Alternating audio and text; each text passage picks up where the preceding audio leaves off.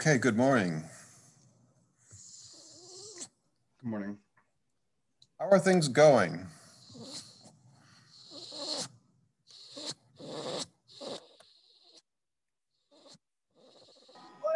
A bit busy? Yeah, I hear that. Yeah, I second that. Haven't had a lot of time to play with Racket this weekend. Okay. All right, well, let's do some more Racket examples and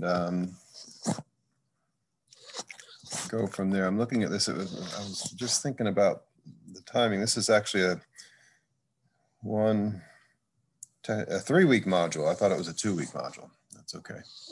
Three weeks is better. After a while, I'll run out of examples and we'll just do office hours. But for now, I'll keep going with examples. I think I talked about a filter before. And let me get this up on the screen here.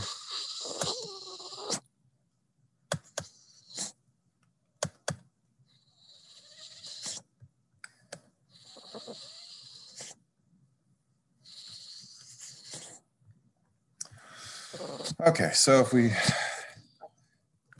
take a list of numbers and then we filter it based on, say, greater than or less than. Fairly straightforward. Think about how you would do that. You would say, you're going to compare every element in the list to some number, some threshold value. And let's say we want to keep all the numbers that are greater than the threshold value.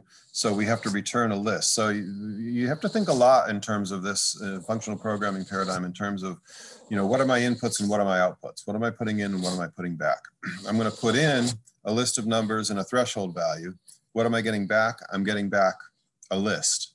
So in your recursive portion of the functions that you create, you need to make sure that you're not just returning a value, you're returning a list. So let's see. First of all, let's make some lists.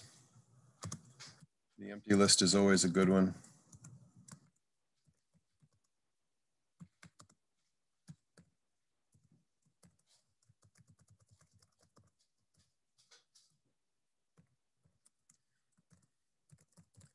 And then just some random stuff. Repeated values are good to have.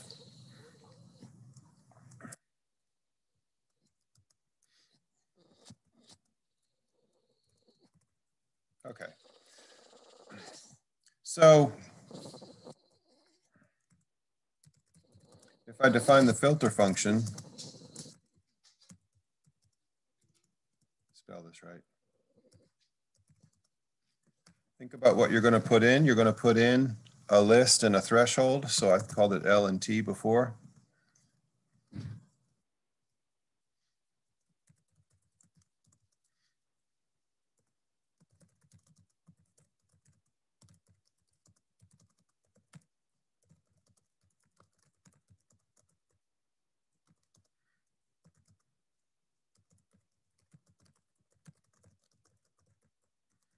And we'll do strictly greater than. I like to make my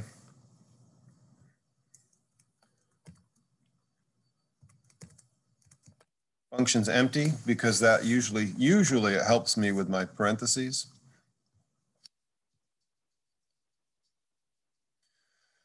And think about what we're going to do. We're going to go through the list, which means we're going to recurse. And then once we get to the end of the list, we're done. So let's see, if someone gives us an empty list, what should we return?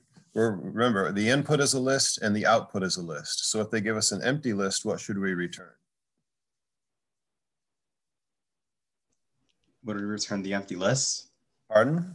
Wouldn't we just return the empty list? Right. Because if I say, hey, here's an empty list, how many values in here are greater than 3? You would say none, right? Which is the empty list. So the first thing we're going to check is if the list is empty. Oh, don't do a capital. Okay, so here's my if then else, right? So I have if it's true, do something. If it's false, do something. And the thing that we're going to send back when it's true is the empty list. So empty list.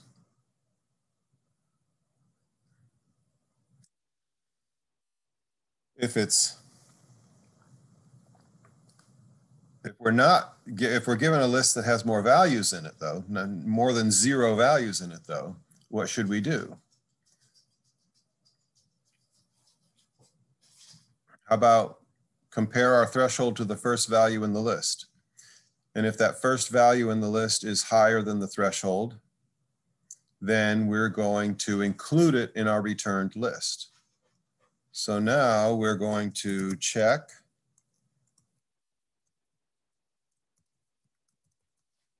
We're going to check to see if the first item in the list is greater than the threshold. So greater than car list threshold. There's my Boolean. This is something to do if it's true. This is something, that's something to do if it's false. If it's true, we're going to add the threshold to the list that we get when we check the rest of the list. So we're going to do a cons, that element, consed with whatever we get when we apply this to the rest of the list. So the rest of the list is just cooter L, and there's our threshold. And check my parentheses, that's good, that's good, that's good.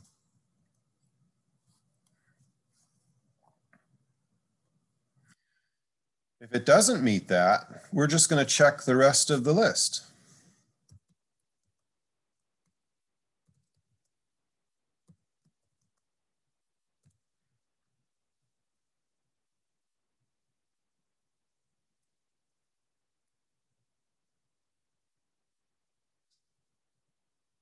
All right, let's see if I have typos and things.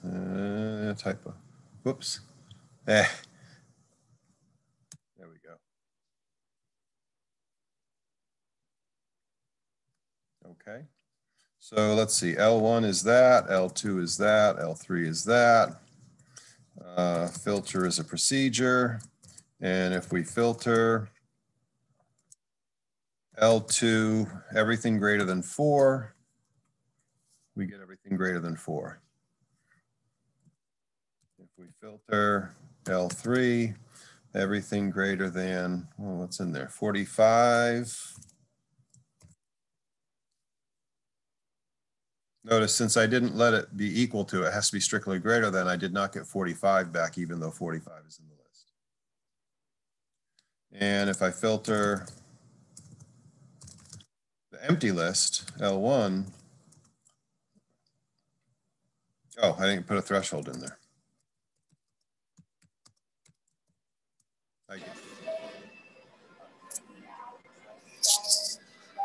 Are you erasing or are you just adding to a new list?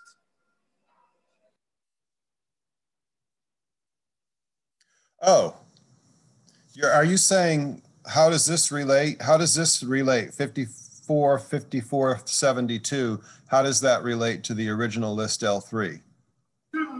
Yeah. Yeah, it's a brand new list. So L3 is unharmed.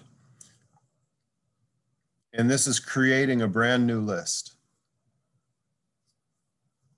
Okay, then I get it. Thank you. In fact, we can do really weird things here. Filter L1, 3 gets me that. Oh, L1. Filter L2, 3 gets me that. But because it returns a list,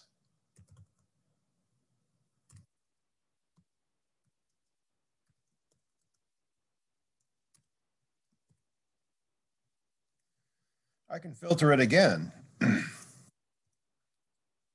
So what happened was filter L2, 3 gave me 4, 5, 6, 7, 8, 9. And that's a list. It returned that list to me.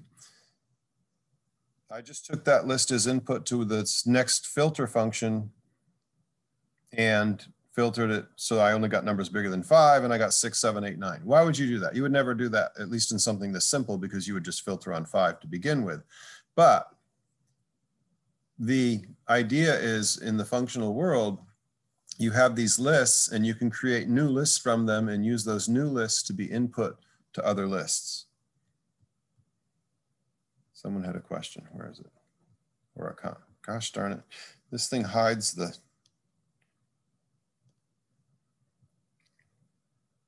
If you added a define, would that make it usable later? Well, let's find out. Let's call this define list 4 to be the list we get when we filter L3, everybody greater than 37. Define.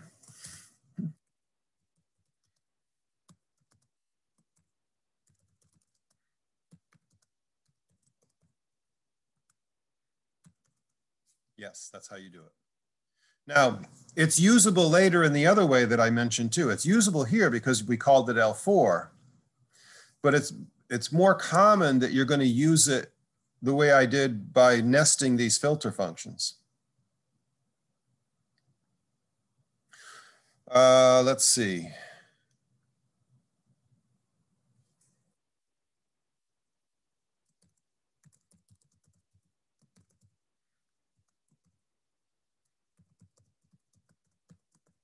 This is going to give us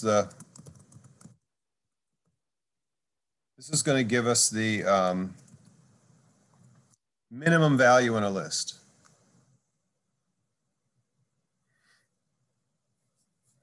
And so we'll check again, as always. We'll see if the list is null. Now, if the list is null, maybe I should do an error message. You know, if the list is only of length 1, I can return the minimum value. If the list is null, I don't know if we have a good definition for minimum value. So technically, I should check to see if the list is null. And if it is, I'm going to print out an error message.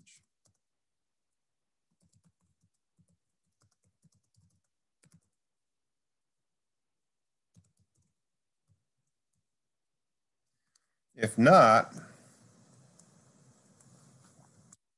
if it's not empty, then I'll start doing the work. But when we get down to that last element, the minimum element, if I gave you a list of only one element, then obviously the minimum would be that one element. So I'm going to check again.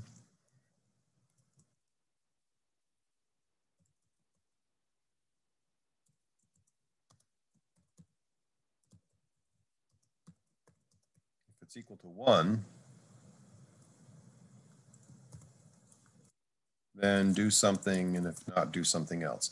If it's equal to 1, we're just going to return that element.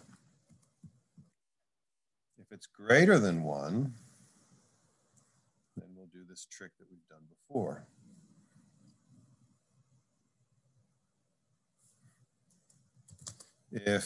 Now what do? We want to find the smallest element. So we're going to say it's either the smallest element is either the first element in the list, or it's the smallest element from the rest of the list. So we'll check to see. If less than first element in the list. So if the first element in the list is less than, if the first element in the list is less than this thing run on the rest of the list,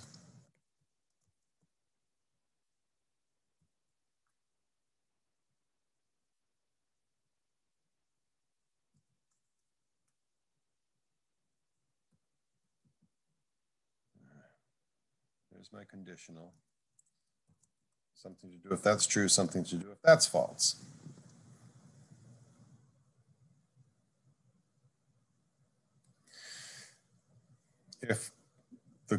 If the first element in the list is less than the minimum we got from the rest of the list, then it must be the minimum. So I'm just going to return that first element. Otherwise, whatever I found in the rest of the list must be the minimum.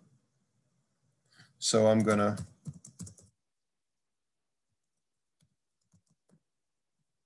do that.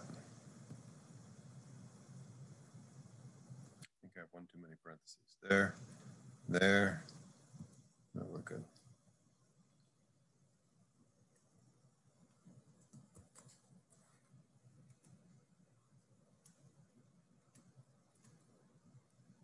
I think I got that right. We'll find out.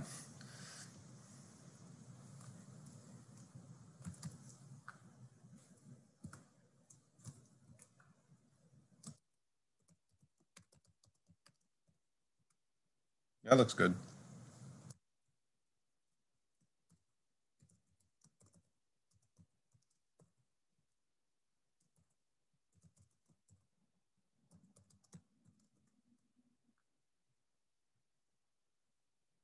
So what I can do if I said, oh, I want to find out the number that's closest to some threshold value, like it's greater than some threshold value, but closest to it, then how would I do that? I would do it in two steps. One would be to filter the list.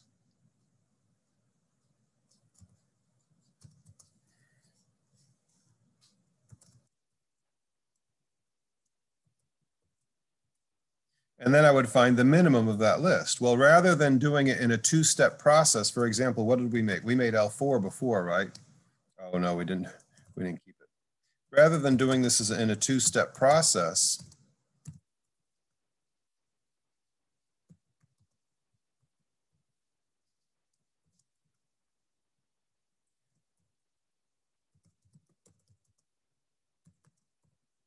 right? That's kind of an imperative way to think. I go save this and then I have it for later. So the closest value to 24 in that list that's higher than 24 is 36. But rather than save things as L4 and then use them later, which is like an assignment kind of thought process, I can do it as a functional process.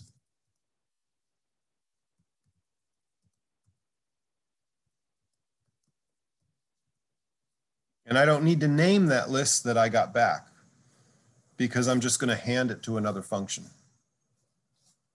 And this is the real big difference in the functional way of thinking from the imperative way of thinking.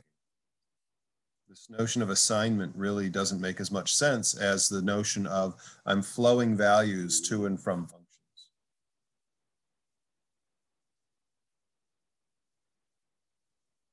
Did that make any sense? Or how did it not make sense?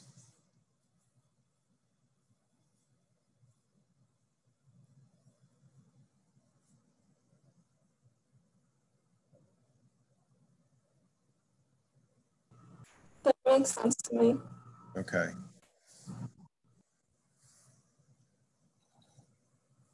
So let me do a different example here. We'll get through this, at least two examples, and we'll do one of them today and start the other one, but I won't necessarily finish all the code for it, but I'll put the code up online. Let's see. Most of you guys had me for CS225 when we did the point clouds for the homeworks. We did the series of point clouds. We've changed that. So if you had CS225 last semester with me, you did a hare and hound series of homeworks instead of point cloud. But some of you guys did point cloud, and I asked you to do things with a point cloud, you know, create a random point cloud and then find say the center of mass. So the center of mass is not too difficult to pull out.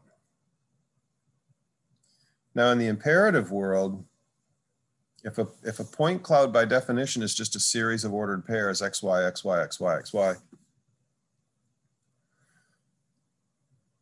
then in the imperative world, tell me how you would probably represent that in data form.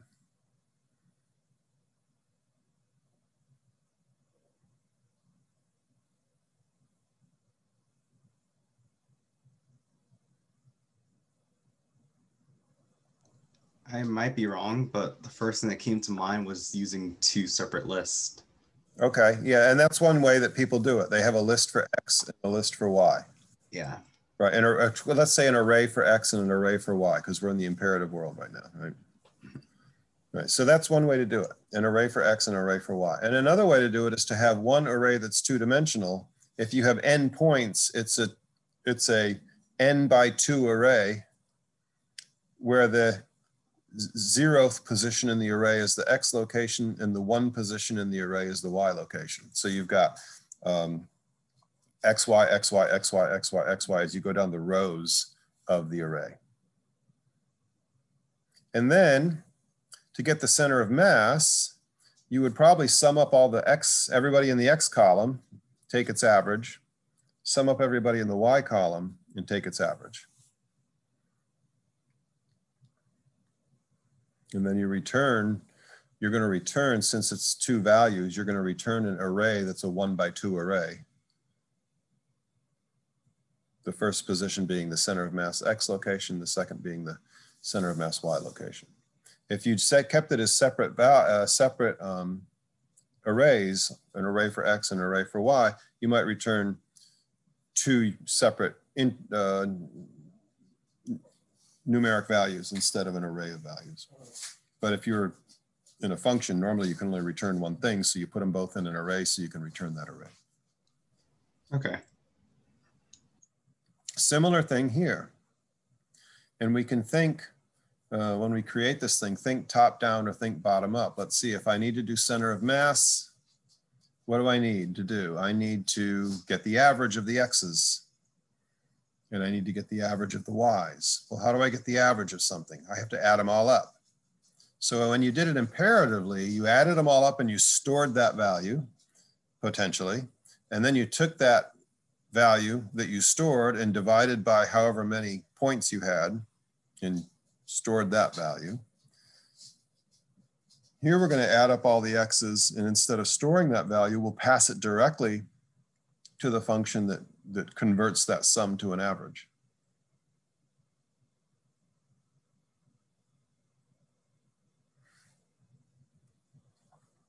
So if we think of it from a bottom-up solution, we have to create a function to sum the X values, create a function to sum the Y values, create a function that's going to average the X average, and create one for the Y average.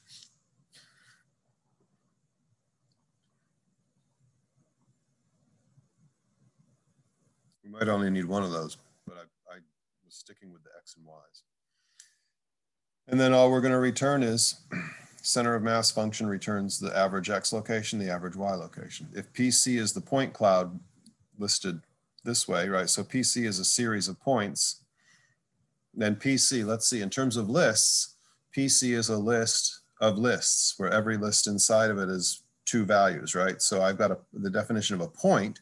A point is a list, right? It's no longer an array, it's a list with two values, X and Y. And then my point cloud would be a point, a point, a point, a point, a point. So it's the first list with X1, Y1, the second list has X2, Y2, the third list has X3, Y3.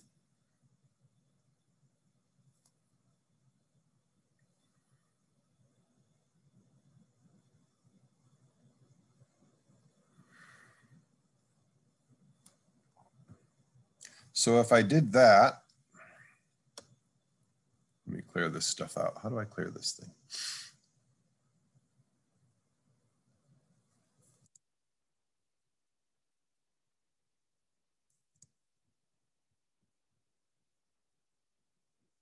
I've got some.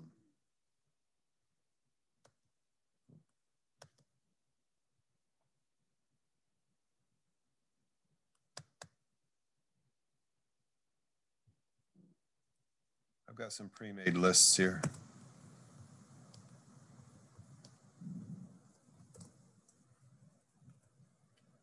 Okay, so according to my plan, I want to create a method that just sums all the X values. So I get 43, 33, 9, 5, 47, 50, right? I'm going to add all those up. I did point cloud stuff in the previous semesters in this class, and some students, the first thing they do is they create a split function that turns that list into a list of X's and a list of Y's. I don't think there's any right or wrong with this stuff. If I want to create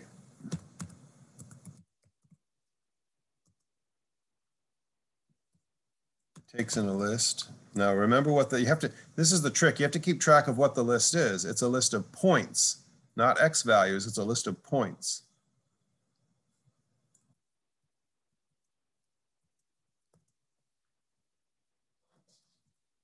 So how would you approach this? You have these lists of points and you want to get the sum of all the X values.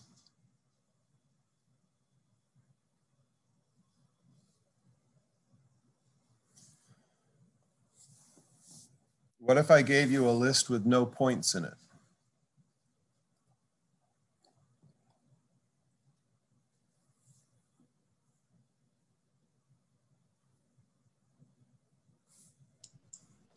Wouldn't you return 0, give us a list with no points?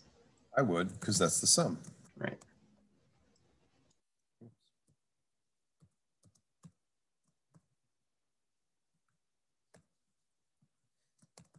But if it's non-zero, now we've got to do something, right? Yeah. What would you do? Would you take, again, you don't have to say what this means in code, but just in terms of behavior, what's the behavior here? Then consider this first list up here that has, will this thing compile?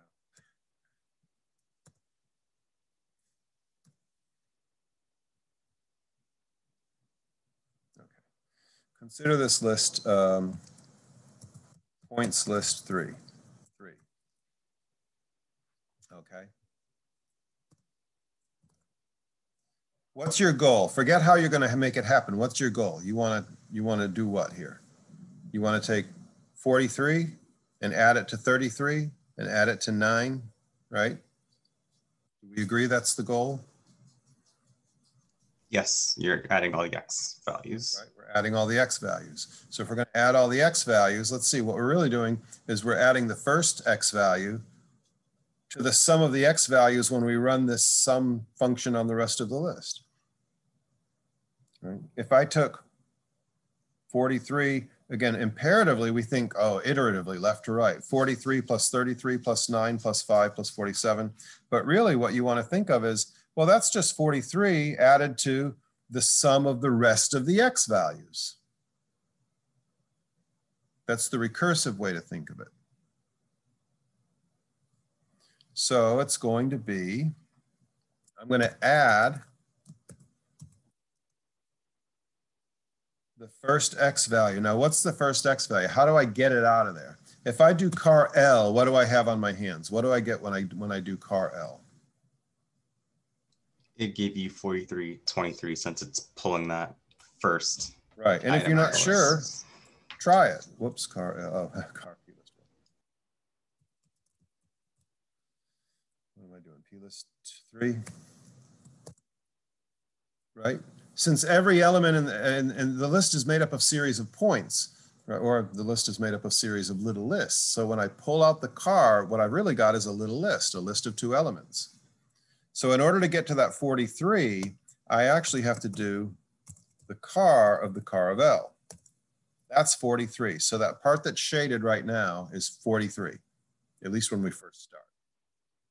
It's the X value of the first element in the list. And I want to add that to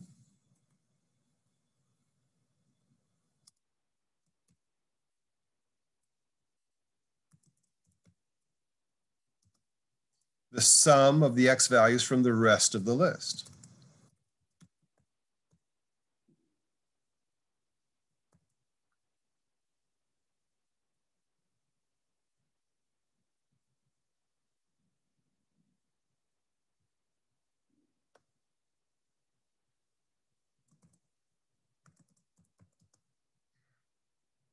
Let's see. P list 1 looks simple enough. Okay, so P list, the sum of the X values in P list 1 P list 1 is 00400444. So the only two, my X values are 0, 4, 0, and 4. Add those together and you get 8. If I did the empty list, I get 0.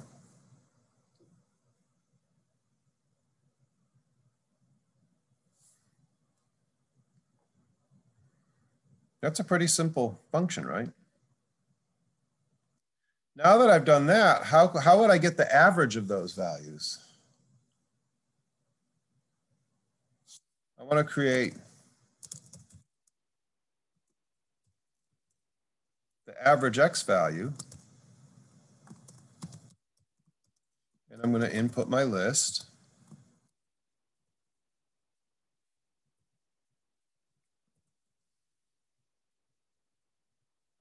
How would you get the average now?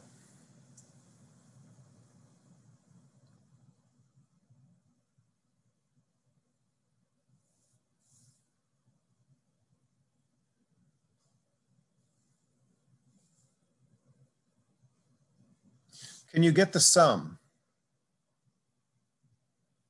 Just for the X values, can you get the sum? Yes. Once you have the sum, how do you get the average of something?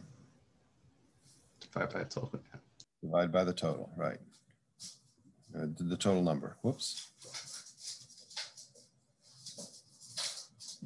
Right, so that's pretty easy. We're going to divide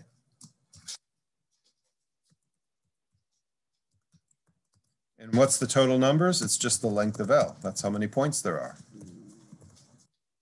So that's a really simple little method, function. Sometimes I'm still in 225.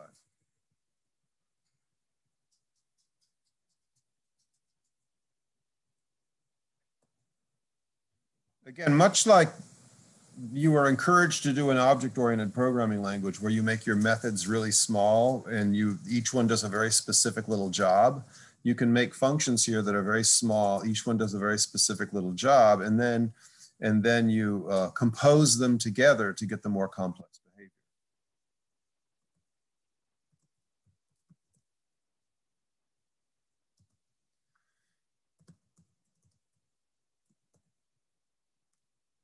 That looks good, right? Average is 2.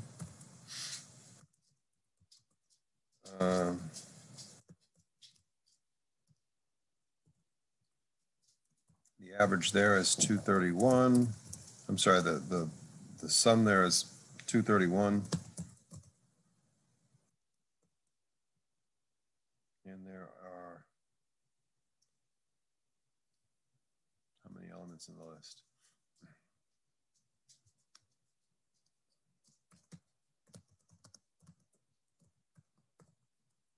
Ten elements in the list, so sure enough, we get 231.1.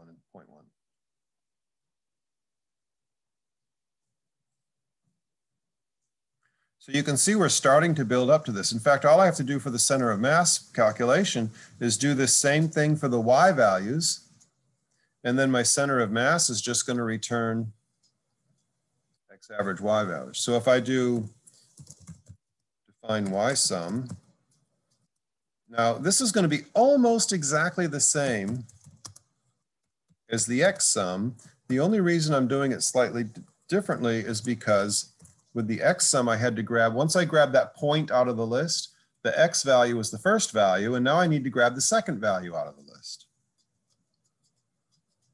But other than that, it's going to look the same. If the list is null, we return 0. Otherwise, we add the Y value from the first point to the rest of the list. Let's see. Let me make the interpreter get mad at me. That's what we're looking for here, followed by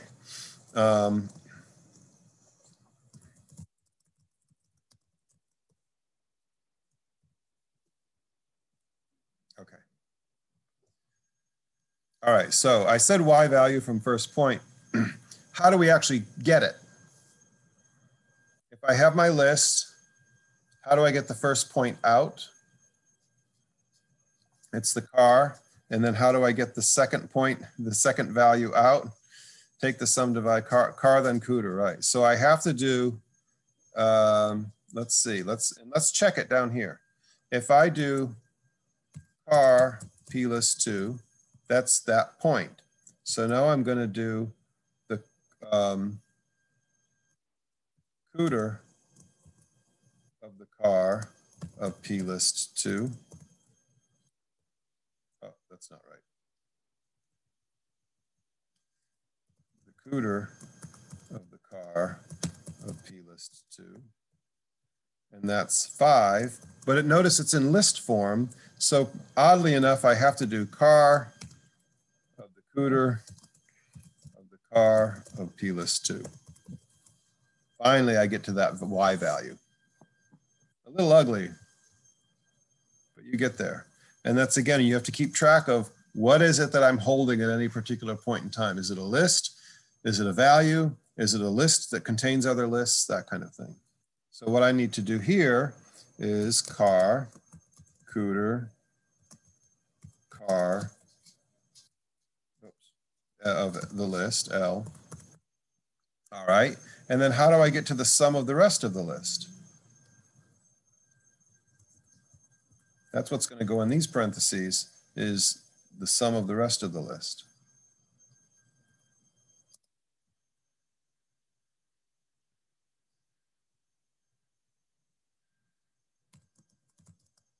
Y sum on the rest of the list. Whoops, I got too many parentheses. That's that. Okay.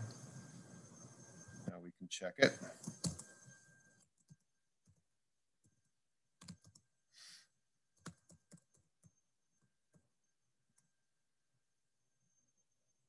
Looks good.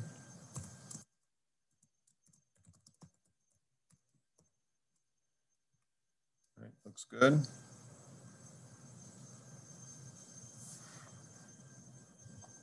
So now, I'm going to move this. I've got both my sums together. I've got the X average.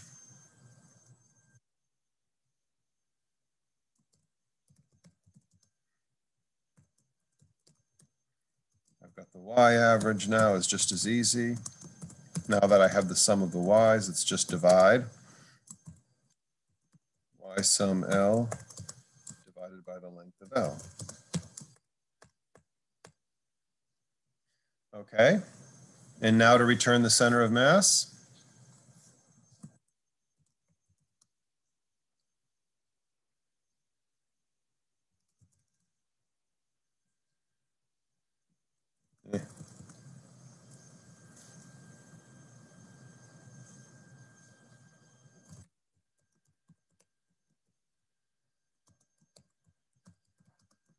I'm going to bring in a point cloud, right, which is my list. That's not going to work, is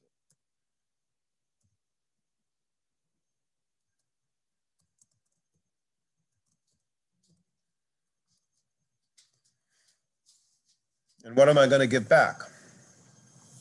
I give you a list of points. What do you give me back? You give me two values, right? The center of mass for the X, the center of mass for the Y, which is the average of the X coordinates, the average of the Y coordinates. Since you're giving me back two things, you need to put them in a list. So let's make a list. X average applied to L and Y average applied to L. That's that, that's that, that's that, okay.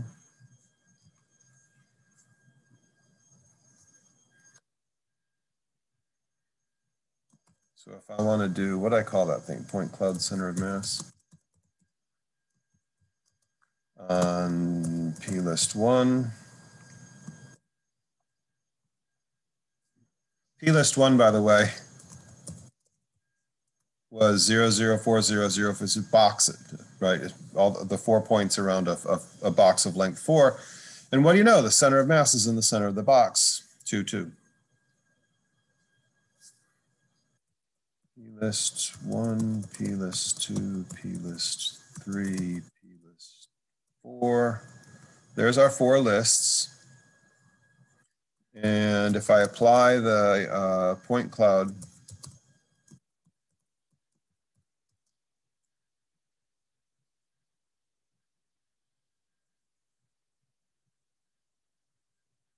yeah, it's not worth it. I'll just do the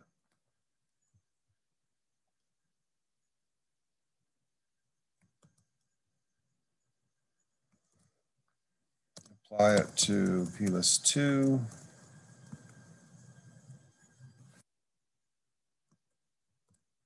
Apply it to P-list 3. We'd have to do the math to check to make sure this makes sense. Looks reasonable though. And then the empty list. Oh no, division by 0. We didn't check. I didn't check for that.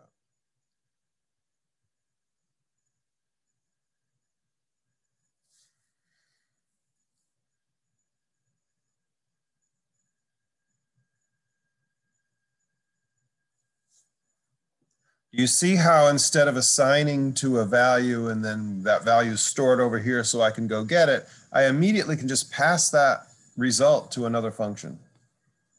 So I'm composing these functions up. I start with these nice simple functions like the summation functions, x and y summation. And then I created a little average function. And then I created the center of mass function that just calls the averages, just averages each dimension.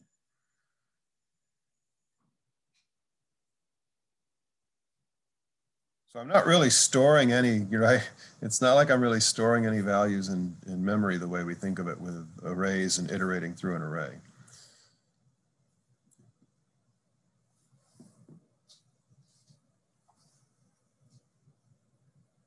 Does this make sense? Well, I'll give you time to answer that. Better yet, what doesn't make sense? What part is like, It takes time to get your eye used to this kind of thing.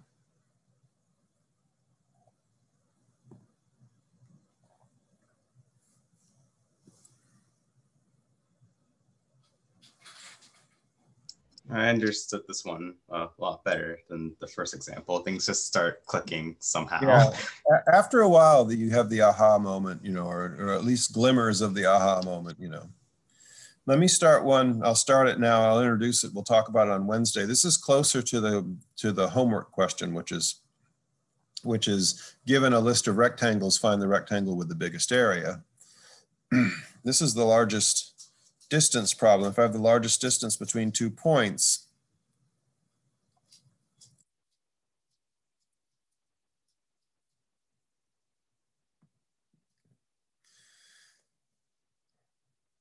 so I have my point cloud again. And now the idea is you have to find the distance between 2 points, the largest distance between 2 points. Now, without going into any specifics at all, what's the only way that you can do that in terms of an algorithmic generic form? What's the only way you can find the largest distance between 2 points?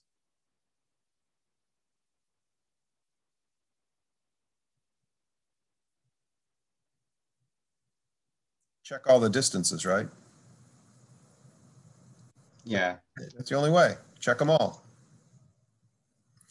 And so now you might be able to try to group that down with, clever grouping and stuff like that, but ultimately those things have more cost than they're worth.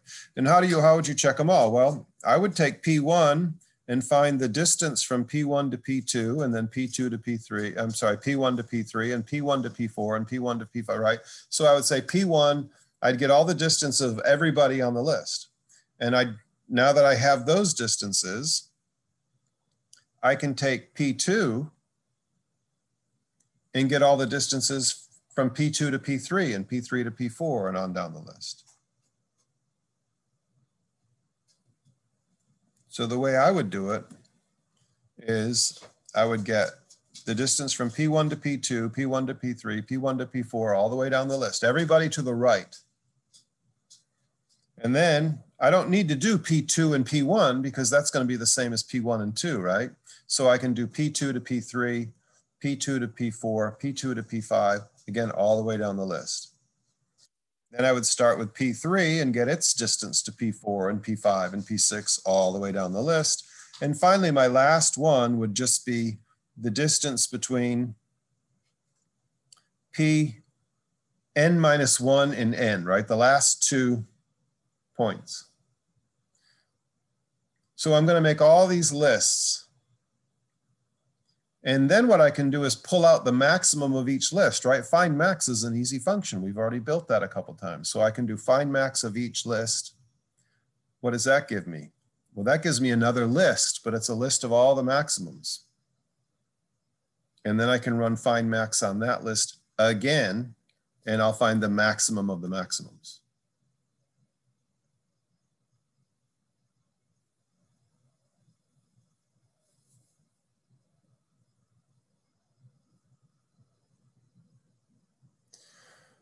That's not the only way to do this. One thing I could do is take the list of all the distances that I got from the points, and I could just append them together into one big giant list, right?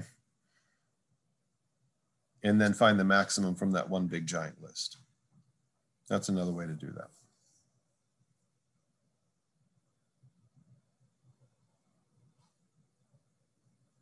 But I'm going to find, basically what I'm doing is I'm going to find, okay, for P1, ultimately what I'm doing is I'm taking for P1, what's the maximum, P1 is how far away, what's the maximum distance from P1 to some other point?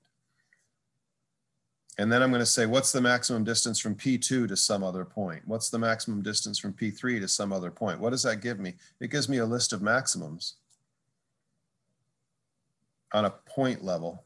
And then all I have to do is find out which of those maximums is truly the global maximum. Maybe we should do it both ways. One way where we just flatten the list out and find the maximum. Make sure we get the same answer. So that's what we'll do, and I'll go through that on Wednesday. And it's a little bit more complex, because you're just keeping track of more stuff. So there's more. Man, you got to be careful of what you've got here. What does this list really mean? Is it a list of points? Is it a list of maximum values of something? What is this thing? And instead of, normally we take care of that by giving the thing that we assign it to a really good name. Well, you can do the same thing by giving the function a really good name. Right? If the function returns that value anyway, or returns that list anyway, what's the difference between having this thing stored somewhere and having the ability to just call a function that will get it for you, basically calculate it for you? Well, you can give that function a good name, and then it's clear what you're getting, or as clear as it would be with a good variable name. Okay, we're out of clock, so I'm going to stop. And then on Wednesday, we'll pick up with that solution to that problem, at least one solution to that problem. Okay? And if you have issues, questions, go ahead in the discussion page or send me a message on Canvas. All right, have a great day.